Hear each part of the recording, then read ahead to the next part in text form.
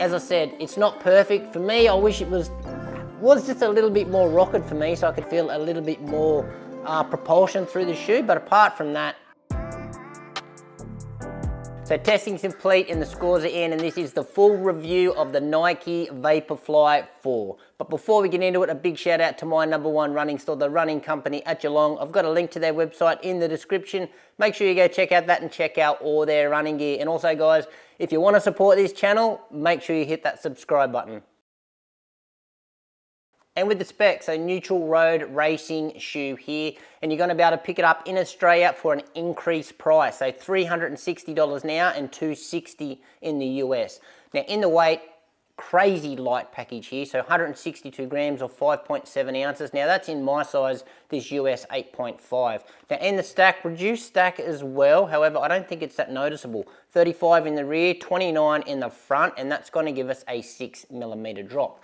Now for the scores, I don't like that the price has increased on the shoe because I thought it represented excellent value where it was. However, it's creeping up to where the other super shoes are. I'm still not that happy about it. 7 out of 10. And in the weight, it's the lightest shoe I think that I have run in, so I've got no other choice to give it a 10 out of 10. And in the upper, so brand new material here, they've gone away from the Flyknit that they used in the previous versions. Now they've got the engineered mesh. Now they've lost nothing in the breathability department. It's still super breathable, and they've got some extra breathability zones here around the heel. But no irritation with this new material, absolutely love it. Solid heel counter at the back.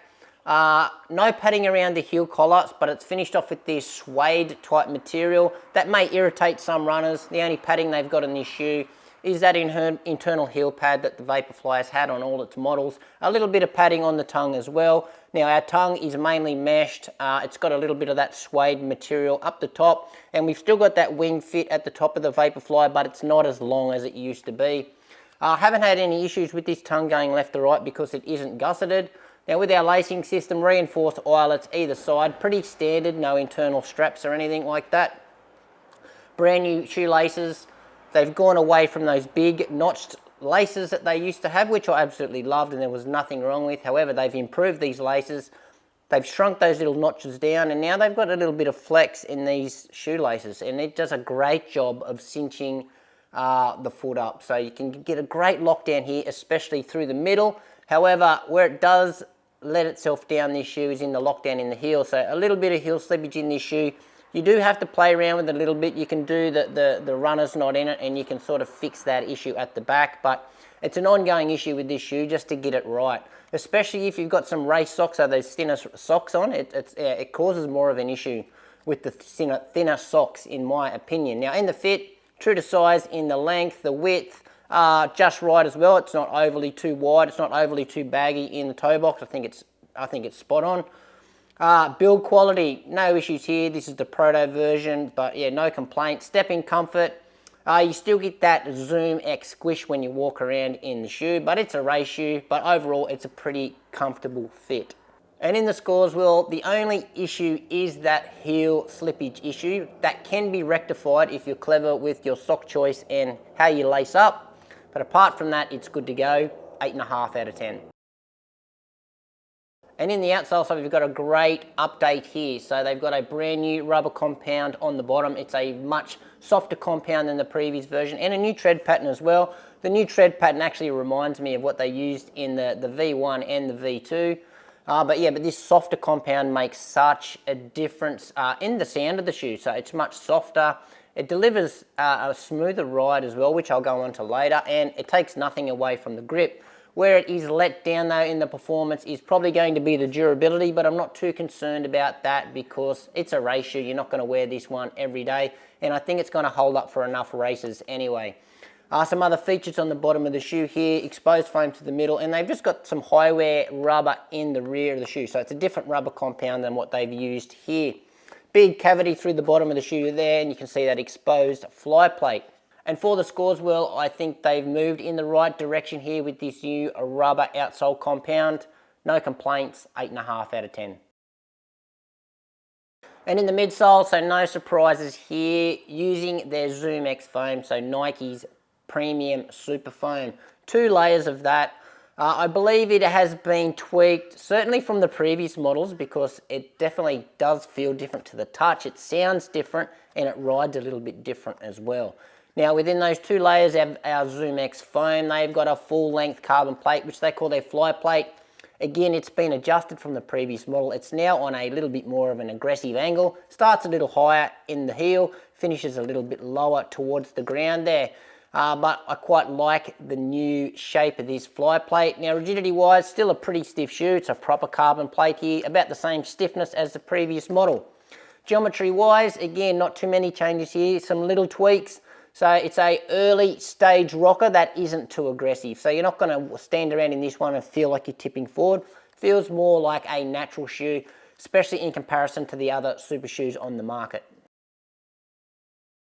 And in the ride, well, if you watch my first impression review, I described this as really smooth. Now, has my opinion changed? Well, no, it hasn't. For me, that's still the first word that comes to mind. So it's, yeah, so smooth, but it's so light.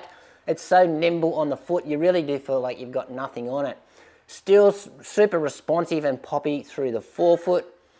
What it is, it's a very natural feeling shoe in comparison to other super shoes. So this is probably the most natural feeling super shoe, I think. So the less rocketed shoe, yeah, it just feels more like a running flat, I think, in comparison to the other shoes, because most of the other super shoes are like either super rocketed, crazy geometry, or they've got the pods at the front, really late aggressive rockers. But this one, yeah, super natural. So a lot of runners, I think, are going to get lots of value out of that.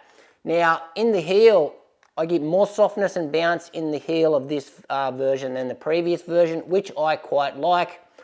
With the lower stack, I don't find it bottoming out at all. Obviously, it's a super fast shoe, but again, less rocketed, so I don't feel as propulsive in it. With the geometry, but you get the propulsive feeling just because it's so light and so nimble on the foot. Now, in the stability department, I know it's a really thin shoe at the bottom, but I don't find this shoe unstable at all. And I think that maybe the lower stack has helped, but I think because the heel feels softer and it's lower to the ground, I think it just squishes down quickly. And I don't feel like I'm like at any threat of rolling over or catching the shoe wrong or anything like that. So yeah, for me, I feel it feels quite fine. Now for the scores, I think it's a massive improvement from the previous version, because I didn't really rate the ride of the previous version, but I do rate this ride 8.5 out of 10. And best shoe, so if you are a Vaporfly fan, you've been running in all the previous models, then this shoe is going to be good to go for you guys from any distance, pretty much 5K up to your marathon. I wouldn't be worried about the stack reduction, because for me, it doesn't feel any less cushioned than the previous version. So it all still feels the same. So no dramas for you guys. For myself, and so I prefer the Alpha Fly, and I prefer a bit of a wider base. So I'd probably steer away from this one for the marathon for myself, just because I like a little bit more guts under my foot. So from other people that aren't so accustomed to Vaporfly wearing, then probably for you guys, I would go from 5K up to half marathon with this shoe. So some other options out there if you are considering this shoe. So the first shoe that's coming to mind is probably the closest in the ride department from the other brands. That's the Asics Metaspeed Edge Paris. So yeah, very familiar, most natural feeling ride out of that Asics lineup. Next one I'll mention is the Adidas Adizero Adios Pro 4. So that's Adidas's version of this. That shoe is got a higher stack, it's got a softer foam, and the shoe is far more rocketed than this shoe, but it's just a nice alternative to something different. And the last one I'll mention is the Puma Deviate Nitro Elite 3. Now that shoe, amazing. It's more rocketed than this shoe. It's got a little bit more stack. It's a softer shoe, it's a bouncier shoe, and I feel a little bit more propulsive in that shoe as well. And just wrapping up the review here, so amazing score there for the Vaporfly 4. Scorched up the leaderboard, obviously helped out there by the 10 out of 10 in the weight department. No real weaknesses in the shoe, however the shoe isn't perfect and it isn't going to be everyone, so it's going to suit those stronger runners, and those runners that are used to the Vaporfly, I think you're going to get the most out of the shoe. But as I said, it's not perfect. For me, I wish it was was just a little bit more rocket for me, so I could feel a little bit more propulsion through the shoe. But apart from that, yeah, no real complaints here. A little bit of heel slippage in the back, but your Vaporfly fans, you're going to be happy. You're going to love this one, because I do think it's pretty much, it's heaps better than the 3, but it's certainly as good, if not better, than the original versions as well, because I've done a comparison with those shoes as well. But anyway, guys, that's it from me. Any questions you've got with this shoe, I've got plenty of comparisons with this one already. If you want it compared to anything else, just ask me in the comments.